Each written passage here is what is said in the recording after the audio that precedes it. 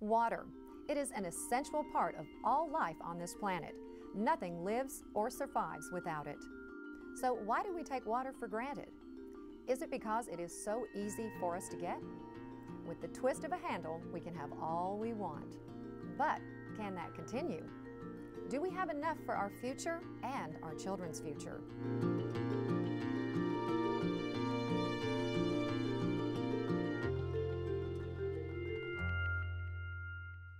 This program has been developed to help explain why it is important to conserve water and to give you some easy ideas on how to do that.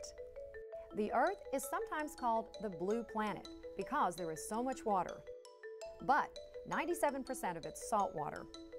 3% is fresh water, but 69% of this fresh water is frozen in the polar ice caps, and 30.7% is unattainable groundwater. That leaves only about 0.3% as available fresh water for the world's needs. Make no mistake, water is a very limited resource.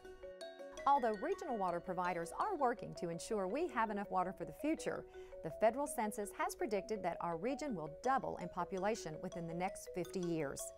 As our population increases, our new neighbors and our children will need places to live, and they will need water. New water supplies will be further away, and the infrastructure required to treat and deliver that water is very expensive.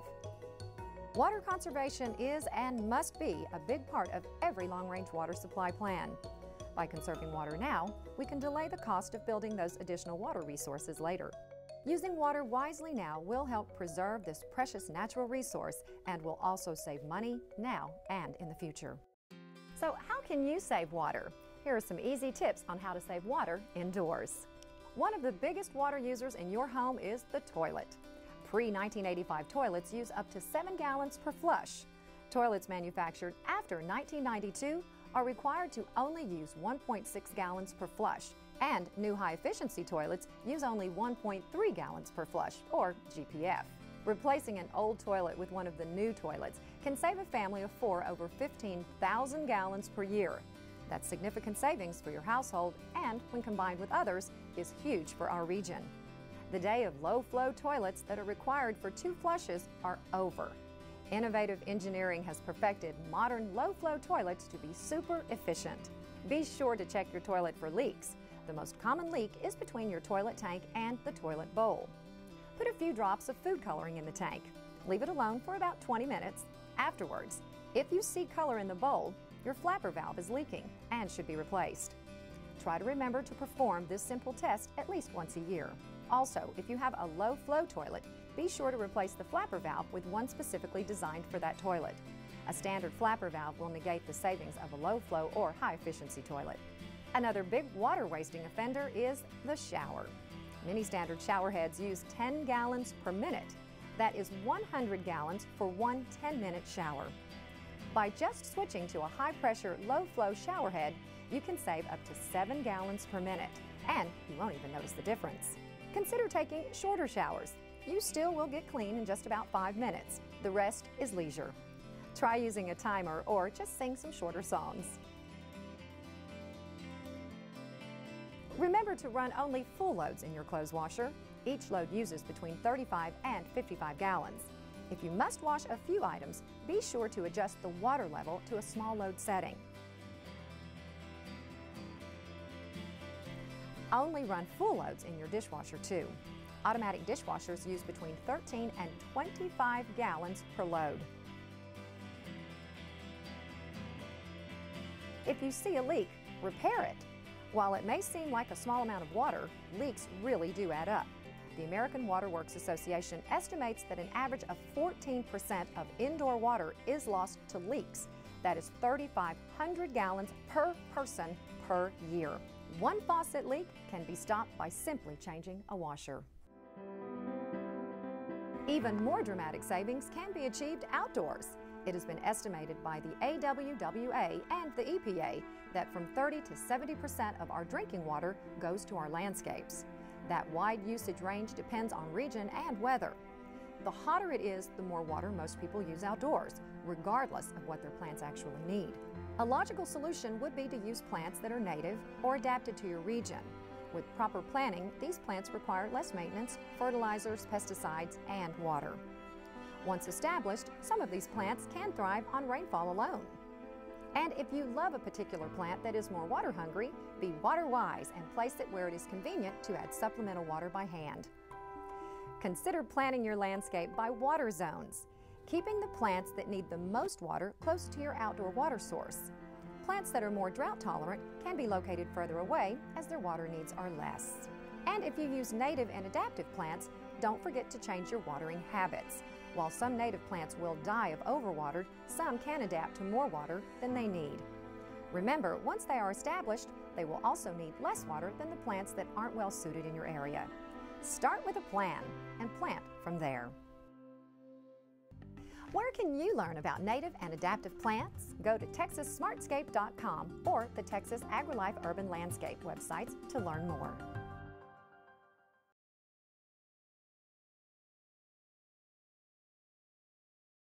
Did you know that water used on landscapes accounts for 30 to 70% of our total water use?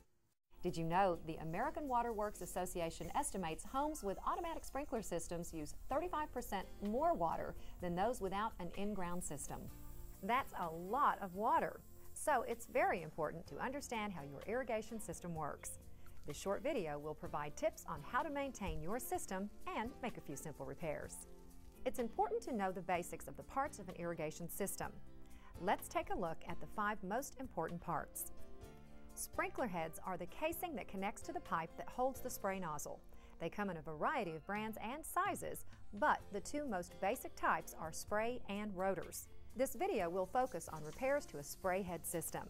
If your system has rotor type heads, refer to the manufacturer's website or call their customer service department. The spray head houses the nozzle that creates the pattern of the spray. These heads are grouped together to make watering zones. Spray nozzles also are designed for a variety of spray radius. That means how far the nozzle will throw the water. The ideal design has each spray head overlapping the neighboring spray nozzles. This is called head-to-head coverage.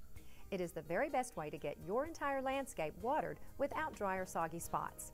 And if you find that your design has poor head-to-head coverage, you may need the assistance of a licensed irrigator to correct these deficiencies. The pipes are the water highway that delivers the water to each head. Then there are the valves. These are connected to the controller by wires. The electronic signal tells the valve to open, which sends water through the pipes to the sprinkler heads in each zone. The controller is the brains of the entire operation. It tells the valves when to open and let water through to the heads, and for how long to run each zone or station. Now, one last piece of equipment on your system is not very well known, but it is in fact very important. It is called the backflow prevention device. The backflow prevention device is found in the yard, usually near your water meter. This device prevents dirty water from siphoning back into clean water that comes into your home. Several common things can go wrong with any in-ground system. Some of these problems you can easily repair yourself using a few common household tools.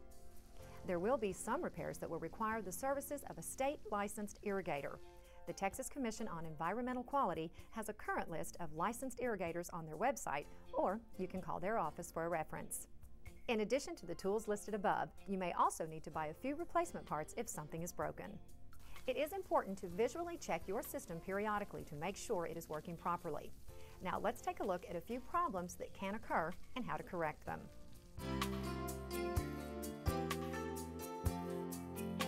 Sometimes the head or nozzle is misdirected. No one wants to pay to water concrete, fences, or the side of their house, and it is an undeniable waste of water. It is easier to adjust a spray pattern while the system is running so you can see the arc or direction of the spray. With a soft cloth covering the nozzle stem, use a pair of pliers with light pressure. Turn the nozzle stem until it is spraying in the proper direction, or turn the entire head to adjust. Some heads, such as this rotor, need specific tools to adjust without damaging the head. Go to the manufacturer's website for details on how to adjust their product. If you don't know who the manufacturer is, bring the sprinkler head with you to an irrigation system supplier. If water is shooting up like this, you have either a broken or missing sprinkler head. Sprinkler heads can be broken a number of ways. Too much water pressure, run over by a mower or weed eater, bicycle, car, or even pedestrian traffic. In any event, no matter the cause, when a sprinkler head is broken, you are losing water and money fast. If the break is close to the pipe, you may not see the leak at first because it is underground. Sometimes, however, it is very obvious. If the sprinkler head is completely off of the riser, see if you can simply screw it back onto the riser. If the riser is broken, replace it with one that is sized to ensure the head is level with the soil. Once the head is replaced, be sure to turn on the system and adjust until it is spraying in the right direction.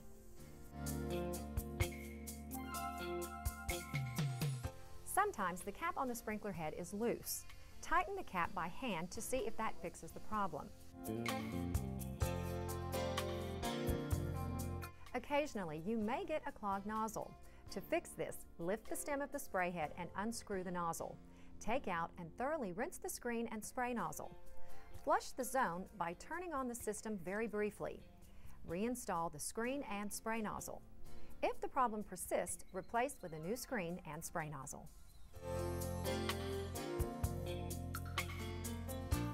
If your sprinkler heads are misting, these fine drops will never reach the root zone of your grass, wasting up to 70% of the water that you apply. Most of this water will evaporate or blow away before it ever reaches the ground. This results when there is too much water pressure coming through your system. Water pressure isn't constant, and it may have changed since your system was installed. There may be many reasons why your system is misting, and an evaluation by a licensed professional would be the best place to start. He or she will be able to provide you with specific information and what options are available. These are just a few of the common problems that may occur with your system. If you do not feel comfortable with trying these repairs, please contact a professional irrigation service to help. These small repairs could save you thousands of gallons every time you water, and saving that water makes a huge difference in your community. Remember, the irrigation industry is regulated by state and local government. Be sure to check with your city for individual restrictions and guidelines. If you need a professional, please go to the Texas Commission on Environmental Quality website for a list of licensed irrigators by name or by city.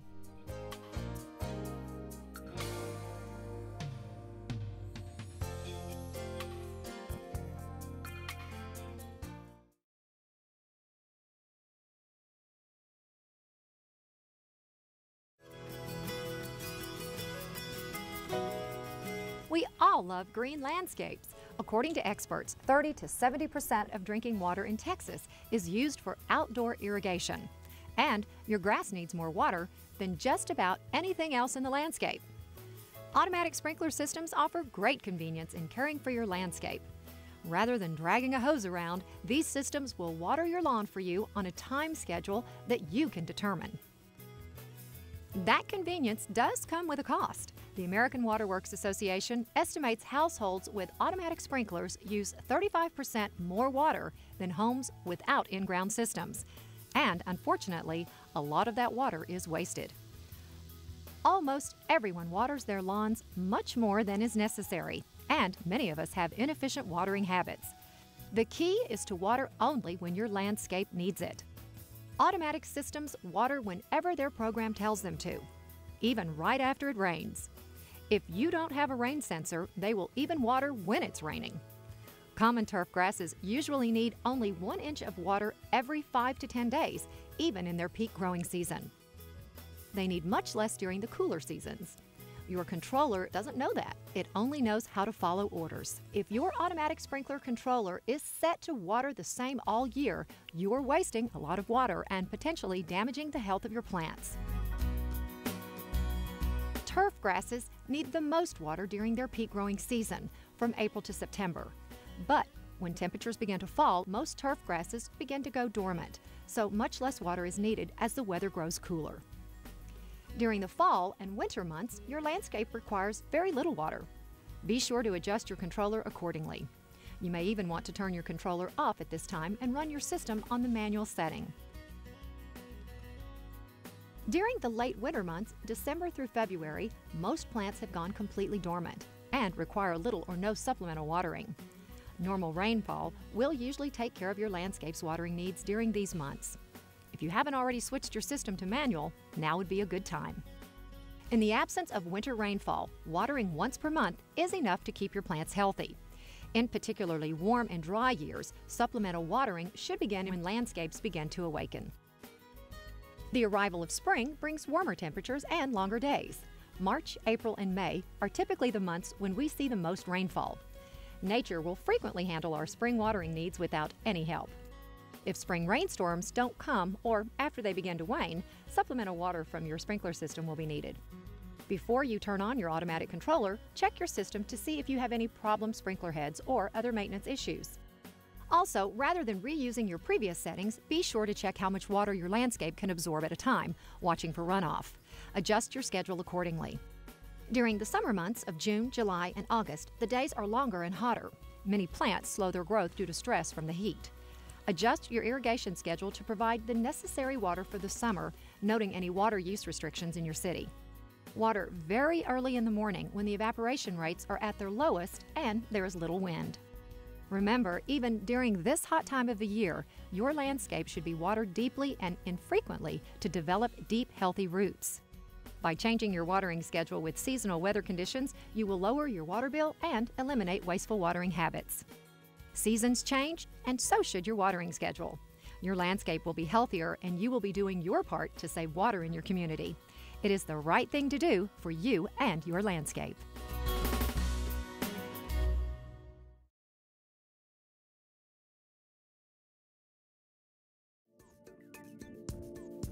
Starting about March or April of each year, water suppliers all across the nation see a significant rise in the demand for water.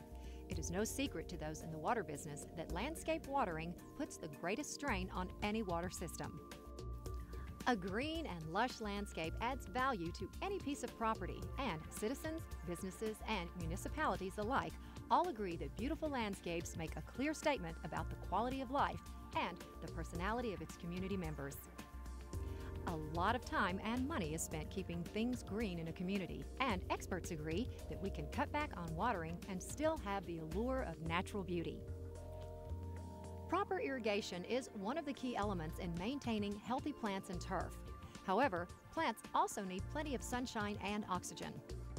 Overwatering robs plant roots of oxygen, suffocating or drowning the delicate parts of the roots responsible for taking in nutrients and oxygen. Experts agree that too much water can be just as harmful to plants as not enough water.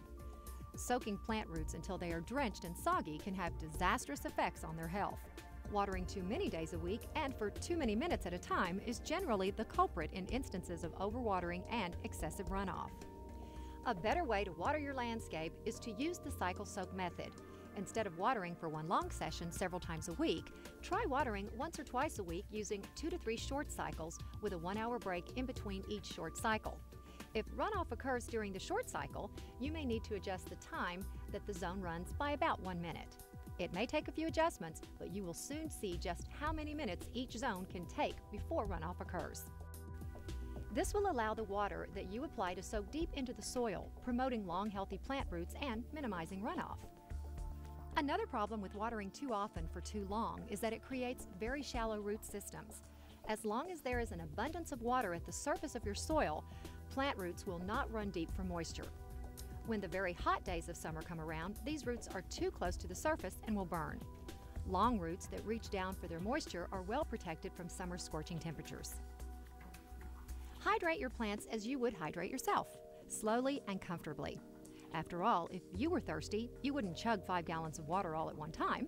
So give your plants a fighting chance and give them the water they need by using the cycle soak method or irrigation. For more information on how to set your controller to water using the cycle soak method, contact the manufacturer of your controller or your local water conservation office.